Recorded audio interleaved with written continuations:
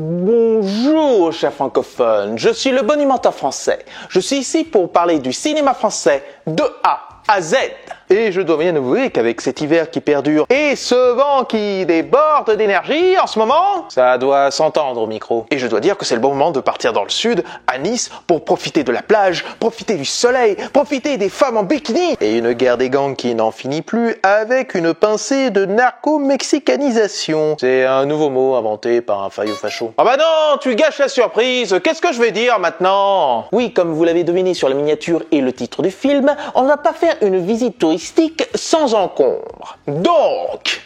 Brûle le sang de Akaki Popcats. Akaki Popcats est un réalisateur franco-géorgien qui a vécu près de 20 ans à Nice pour ensuite, après des études d'éco et plusieurs boulots, avoir envie de travailler dans le cinéma. C'est donc en 2017 qu'il ira se former à l'école supérieure de réalisation audiovisuelle à l'ESRA de Nice. C'est donc à partir de là qu'elle apprendra toutes les manières de mettre en image un film. Et c'est à cette même année qu'il sortira son premier court-métrage à l'ESRA, Le Soleil des Nuits Blanches. Court-métrage où il fera la connaissance d'un acteur qui aura une importance très forte pour la suite de sa carrière, Florent Hill, en plus de celui qui deviendra son chef-op, Justine Vaudot. Tu vois comme les liens se créent très vite. Il aura tenté beaucoup de festivals, mais sans rien obtenir. Suite à ça, il continuera dans les courts-métrages en sortant en 2019 son moyen-métrage Je vois, qui aura fait beaucoup plus d'effets dans les festivals en obtenant le prix Court d'ici au Festival européen du court-métrage de Nice et plein d'autres prix en allant jusqu'à Los Angeles. Et dès celui-ci, il commencera à nous donner ses petites tics de réalisation très spécifiques qui se performeront par la suite, en plus de tourner beaucoup de fois à Nice. Suite à ça, il fera des pubs de sensibilisation agroalimentaire chez AgriLoving. Faut bien pouvoir manger un peu. Quelques années plus tard, il sortira en 2023 son dernier court-métrage en date, Ici en silence tout hurle, qui aura aussi obtenu des prix pour enfin se consacrer à son premier long-métrage, Brûle le sang. Film qui sera tourné en grande partie à Nice pour pouvoir nous offrir un polar saisissant. C'est alors qu'une question se pose. Arrivera-t-il à mettre toutes les bases de son cinéma dans un seul film et qu'on ait envie de le suivre pour la suite? C'est ce que nous allons voir maintenant. Donc, qu'est-ce que j'en ai pensé?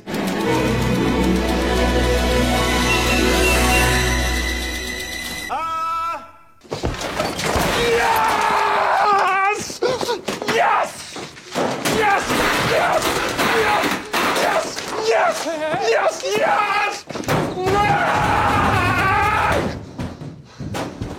Fuck yeah! Oh là là là là là là là là là là là là là là là là! Eh ben, je dois dire que Brûle le sang de Akaki Popcats nous envoie un sacré uppercut en pleine gueule, et c'est peu de le dire. Tout commence dans les quartiers populaires de Nice, quand un jour, devant un soleil radieux, un pilier de la communauté géorgienne se fait assassiner. C'est donc à partir de là qu'une quête de vengeance se suivra, avec le retour du fils et frère de la famille, qui chamboulera tout, ainsi que de la vie de l'autre frère, Tristan. Déjà, Akaki nous offre un spectacle saisissant, en s'inspirant principalement d'une bonne partie de sa vie, qui met en place toutes ses connaissances de la Géorgie et de ses rites, car il en vient. J'essaie d'intégrer des éléments de ma vie personnelle, de mon vécu, de ma famille et de ma vie à ce que j'affectionne particulièrement, c'est-à-dire le film de genre, le film de mafia, et essayer de faire un cocktail, on va dire, original. J'ai grandi avec les films de James Gray, de Brian De Palma, de Martin Scorsese, donc il y avait cette filiation cinéphile, on va dire. Et de cet aspect, il nous offrira un film immersif pour être au plus proche de ses personnages avec une caméra dansante autour d'eux qui les filme comme un ballet. Cette façon de filmer rappellera certains films de Terrence Malick, Cuarón, Inarritu et un peu de Gaspar Noé pour rendre cette vision viscérale, vivante, qui mélangera drame familial et thriller. Il y a une utilisation de la courte focale qui rend les séquences plus étirées sans que ce ne soit inutile et exagéré. Tout est fait pour que ça ait un impact sans que ce ne soit ridicule comme un poiré. Et le désir premier que j'ai, c'est de filmer les corps, d'où la courte focale qui permet de se rapprocher au plus possible d'un corps de comédien, qui le met dans une situation un peu inconfortable.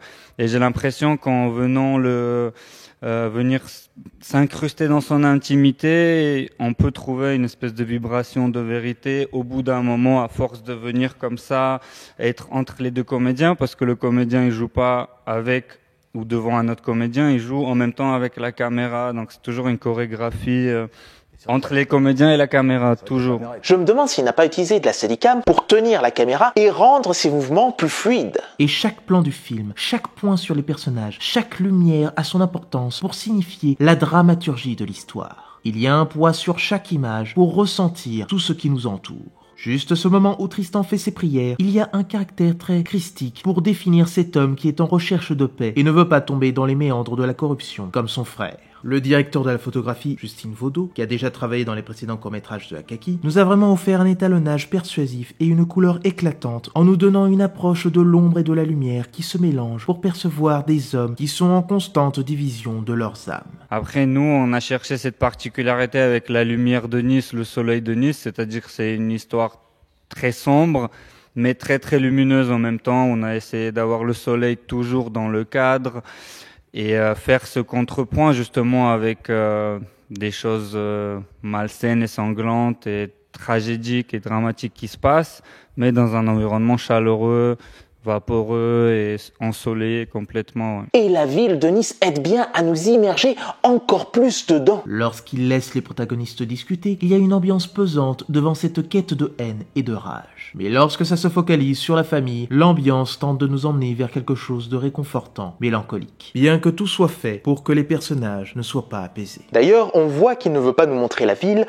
comme une simple carte postale. Il veut nous présenter tous les recoins de cette cité des lumières et des ténèbres et de ce qui s'y cache. Il y a bien sûr le Nice du soleil, de la plage, le Nice des riches, le Nice de la fête, le Nice des laissés pour compte, le Nice de la drogue, le Nice de la violence et le Nice spirituel. C'est un village qui regroupe tout, ainsi que de ses démons, un peu comme chaque ville de France. Il y avait cette volonté bien sûr de montrer Nice à hauteur d'homme et de l'intérieur en fait, d'un point de vue de niçois entre guillemets, et de traduire cette sensation d'être avec le personnage, d'arriver dans les espaces avec les personnages et pas d'être déjà dans les espaces à la coupe par exemple au montage, et d'être à hauteur d'homme toujours en caméra portée mais vraiment à la hauteur des yeux, et de découvrir cette ville qui est très particulière parce que vous avez la plage, les palmiers, les belles voitures, les casinos, et en fait très très proche de tous ces endroits-là, vous avez des bars d'immeubles,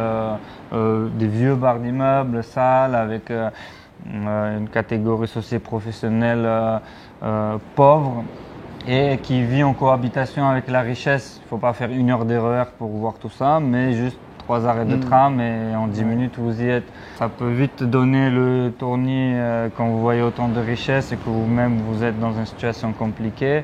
Et c'était pour montrer que derrière ces images de cartes postales, derrière des portes fermées, il y a des drames qui se déroulent et des gens qui se déchirent, et il y a des tragédies aussi à ces endroits-là en fait. Puis pour ce qui est du scénario, Akaki, aidé de Florent Hill, qui joue aussi le personnage principal et a déjà travaillé avec lui, donne une histoire simple, classique, avec 3 actes et un épilogue. Ça reprend aussi des titres venant de la Bible pour définir les parties. Et le titre Brûle le sang peut définir un périple qui se doit de laver l'affront par le sang, ou un moyen d'accepter le pardon et de faire table rase du passé.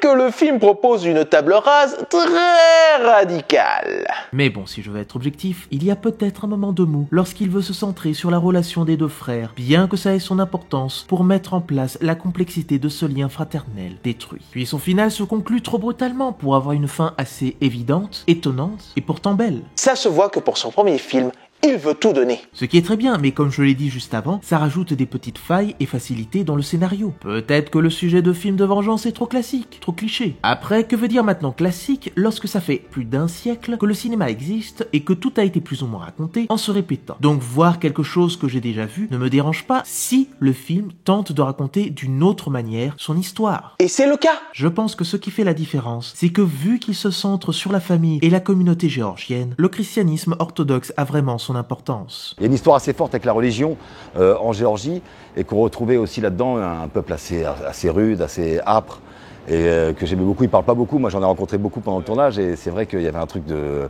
un peu des taiseux comme moi je peux retrouver dans le Nord, moi qui viens du Nord, donc il y avait un peu ce même truc qui me plaisait beaucoup. Bon, je ne vais pas faire un cours, parce que je ne connais pas assez cette religion qui se rapproche du christianisme qu'on connaît, mais j'ai trouvé passionnant la façon dont il montre le parcours de Tristan, qui souhaite de tout cœur être prêtre orthodoxe, et que les 3 actes de l'histoire nous offrent son évolution de l'événement qui va déclencher cette vengeance. Au départ, il y a comme un suivi de recherche de soi et de laisser continuer la vie, puis il commence à devenir un protecteur pour aider son prochain, jusqu'à devenir la main vengeresse du Christ pour terminer à sa résurrection rédemptrice. C'est une discussion avec Akaki qui a en fait changé ma vision du personnage, parce qu'à la base je pensais que c'était entre guillemets le gentil, quelqu'un d'assez angélique. Et on a discuté et en fait, il y a quelque chose d'assez intéressant, ce qui se rapproche de la foi.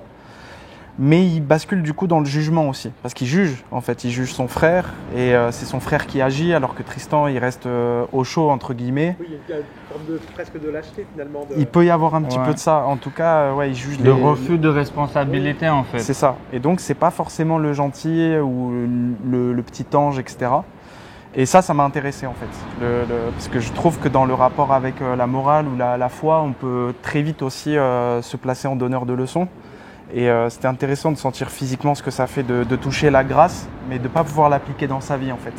Que ça provoque même du conflit en fait. Là, cette fois, il ne restera pas au Vatican. Tuez-moi! Je représente le Christ! Je représente le Christ! Puis le fait qu'il y ait une importance du judo montre qu'il cherche à arrêter la violence sans aller dans le meurtre. Bien que les événements et les actes ne puissent l'empêcher d'y aller. Et la mère dans le récit, qui est la seule figure féminine, a son importance pour calmer les ardeurs des hommes, pour qu'ils redeviennent des enfants. C'est le seul personnage féminin et parce que c'est le seul, je pense que c'est là qu'elle prend encore plus d'importance du coup dans cet environnement masculin. Et moi, j'ai grandi dans un environnement très masculin.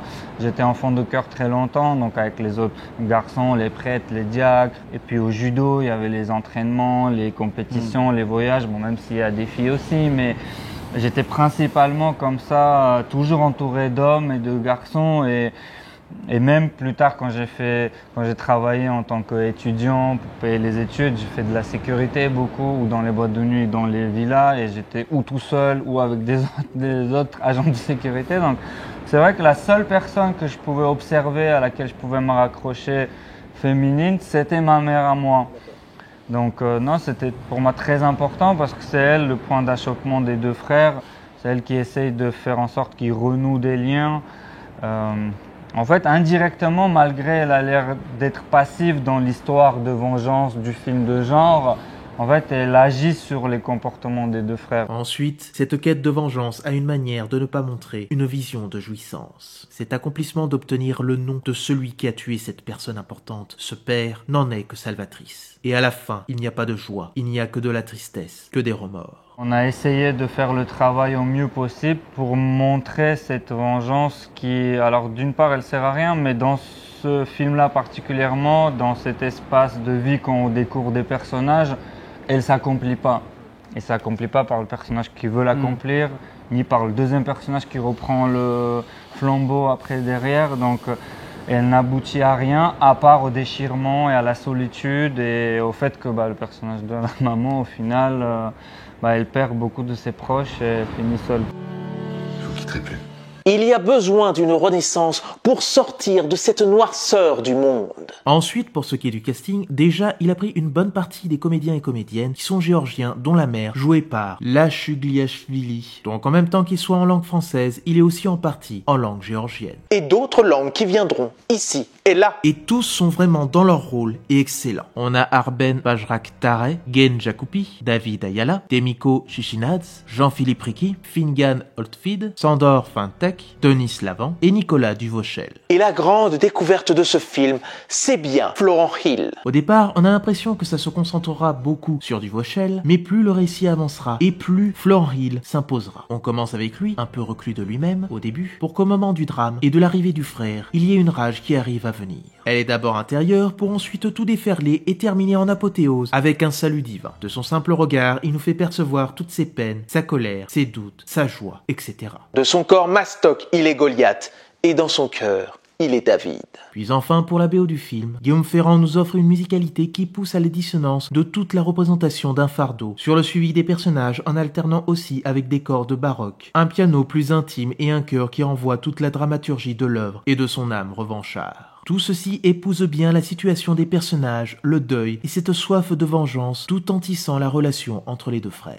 Tout est là pour alimenter cette tragédie, pour apporter une authenticité forte dans ce périple qui met en avant la communauté géorgienne et bien plus. On est qu'en début d'année et je crois que j'ai vu la première grosse claque de 2025. Malgré quelques failles, il faut le reconnaître, il y a quelques failles. Mais c'est assez suffisant pour avoir envie de découvrir les prochains projets de Akaki Popcats. Puissant, immersif et salvateur. Quand vous le regardez tout seul, il n'est pas le même que vous le regardez avec des gens.